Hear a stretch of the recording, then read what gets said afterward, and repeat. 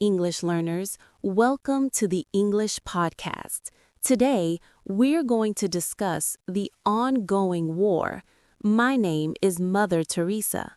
And I am Mahatma Gandhi. It is a very sad time to talk, Mother Teresa.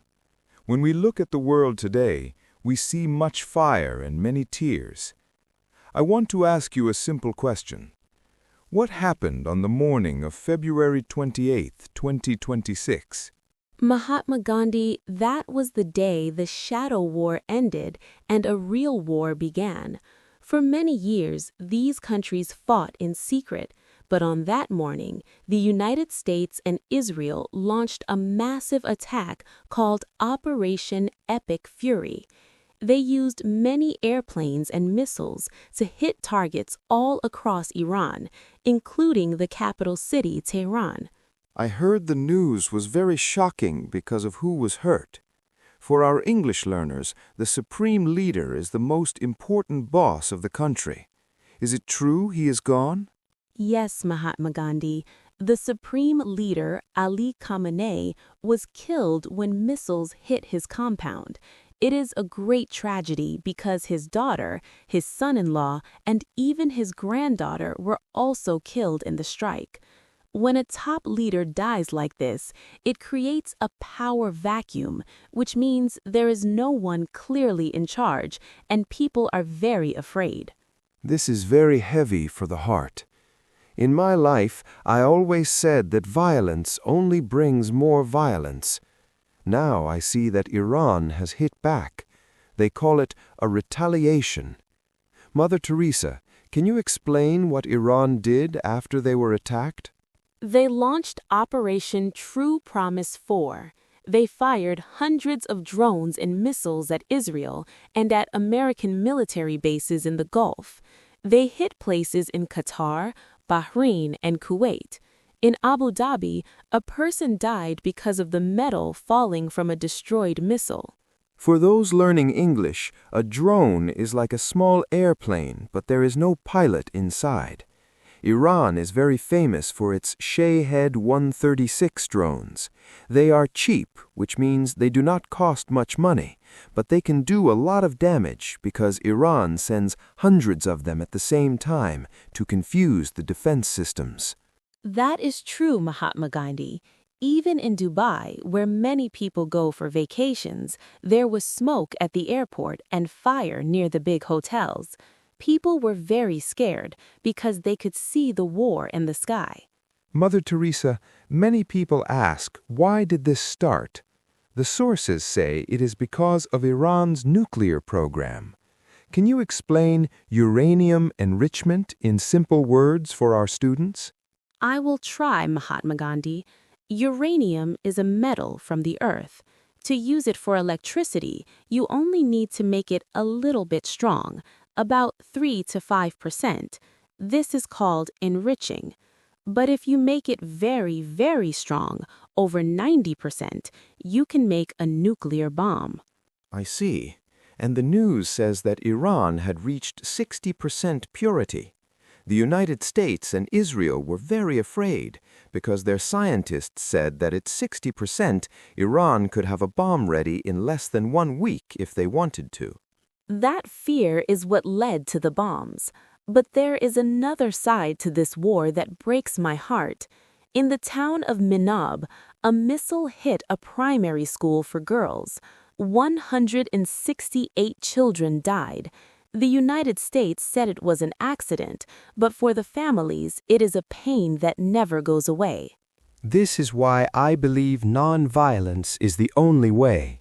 When we use bombs, we kill the future.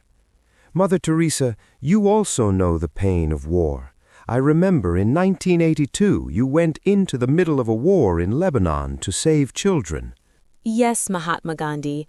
There were children who could not walk or help themselves, and they were trapped in a hospital while bombs were falling. I prayed, and the next day the fighting stopped for a short time so we could take them to safety. Today, in Lebanon, 1 million people have had to run away from their homes because of the new fighting. This war is also making life hard for people who are far away. we must talk about the price of oil. Much of the world's oil travels through a small water path called the Strait of Hormuz. Iran has said they will close this path. If they close it, the price of oil could go up to $200 for 1 barrel.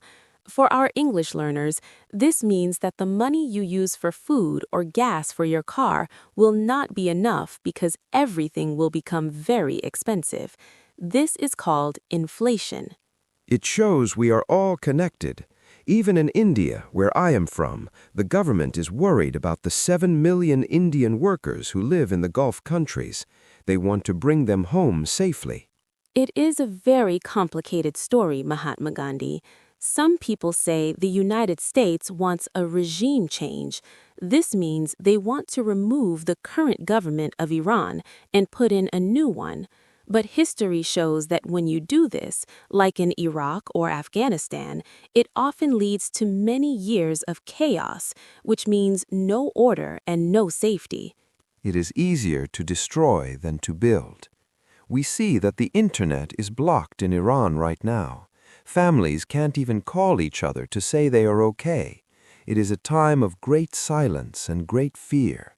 We have talked about the start of the war, the death of the leader, and the children at the school, but there is more to understand about the shadow war that happened for 40 years before this.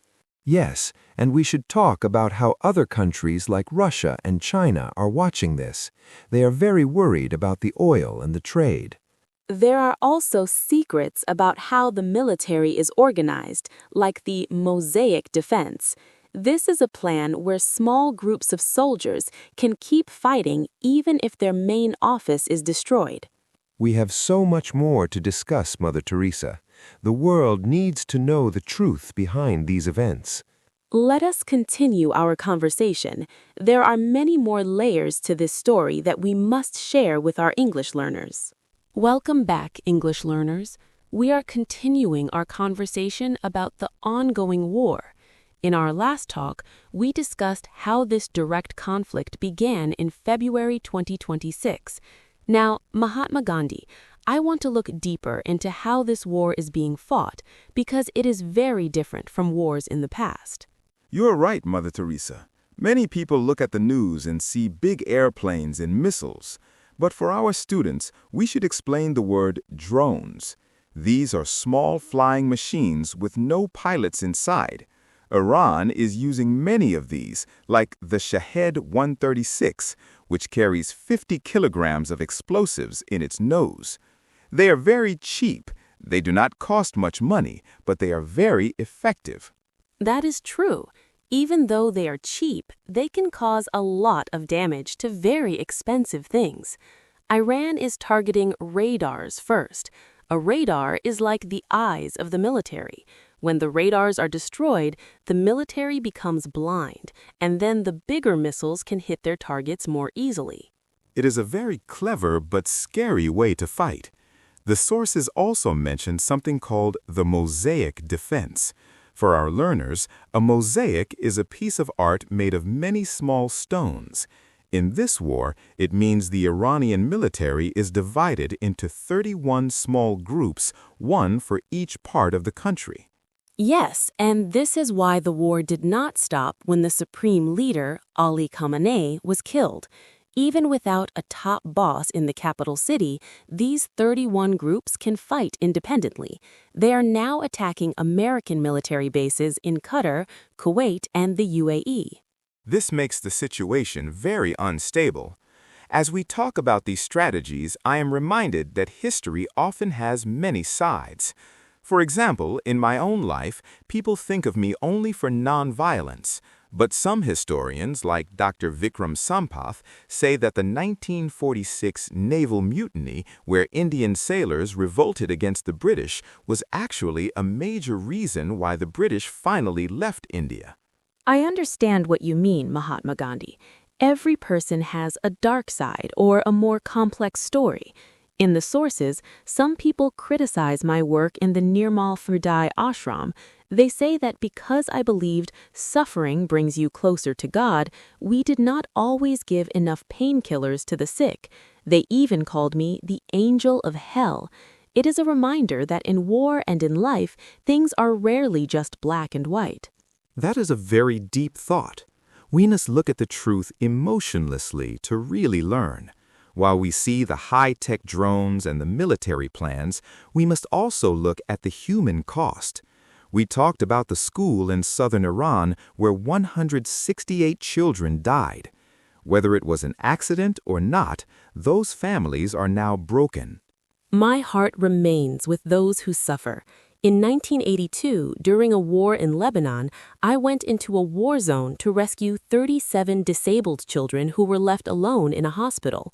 I prayed for a ceasefire, a time when the fighting stops, and the next morning it was quiet enough for us to take them to safety.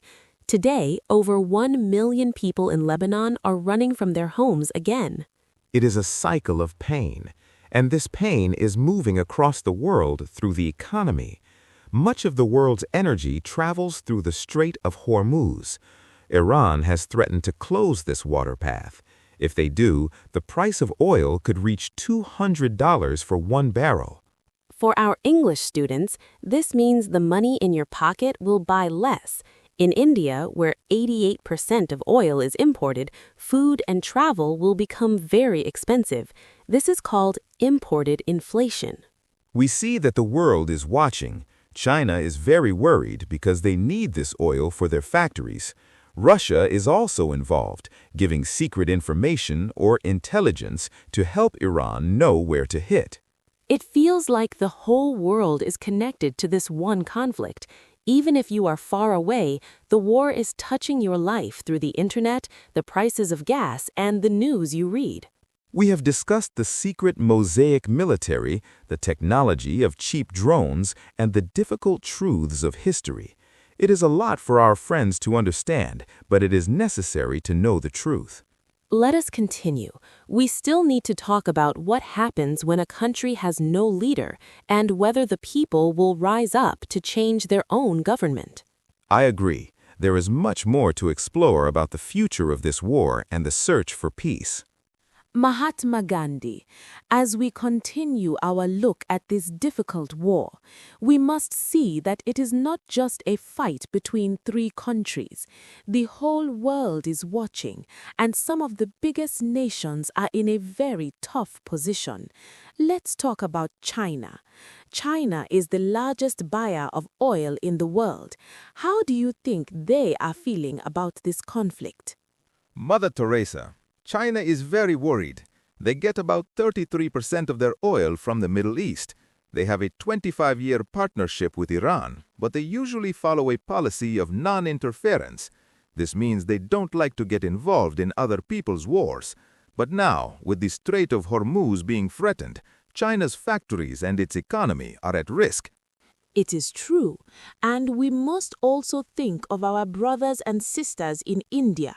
India is a net importer of oil, which means they must buy almost 88% of the oil they use from other countries. When the price of oil goes up by just $1, it costs India billions of dollars extra every year. This makes food and travel very expensive for the poor people. Yes, and there is also a great humanitarian task for India. There are over 7 million Indians working in the Gulf region. The government has to worry about how to bring all of them home safely if the sky stays filled with missiles. It is a massive job to protect so many lives. While the world worries about oil and money, we must ask what is happening inside Iran. With the supreme leader Ali Khamenei gone, there is a power vacuum. This is a word for when there is no clear leader and everyone is confused about who is in charge. That is a very dangerous time, Mother Teresa. The sources say there is a temporary council of 3 people running the country for now. Some people in the West are talking about Reza Pahlavi, the son of the old king of Iran, who has lived in America for many years. He says he is ready to lead a new government. But Mahatma Gandhi, we must ask if the people of Iran really want another king. Many young people miss the social freedoms of the past, but they also remember that the old government was very strict. There is a yearning for freedom, but there is also a deep fear of chaos. They look at what happened in Iraq and Afghanistan after their leaders were removed, and they see only years of fighting. It is much easier to start a war than to finish one. This is why I always said that truth is God. Today, the truth is hard to find because the internet is blocked in Iran. Families are sitting in the dark, unable to tell the world about their suffering. And we cannot forget the children. We mentioned the 168 children killed at the school in southern Iran. Whether it was a mistake or not, those children are gone. In my work, I always believed in sacred activism, which is activism that comes from the heart and seeks to solve problems with love, not anger. I agree. Sacred activism is not just being against a war, but being for peace. It is about doing small things every day to help a single life. As we look at this ongoing war, we must hope that the world remembers we all belong to each other. That is the most important lesson. Even when the news is full of explosions and high prices, the human spirit can still choose to be kind. We have seen the technology, the history, and the politics, but at the end of the day, it is about the people. Let us hold these thoughts in our hearts. The story of this war is still being written, but our hope for peace must never fade. We have shared a lot of information today, and I hope it helps our English learners understand this complex world a little bit better. Let's keep thinking about those who are searching for safety tonight.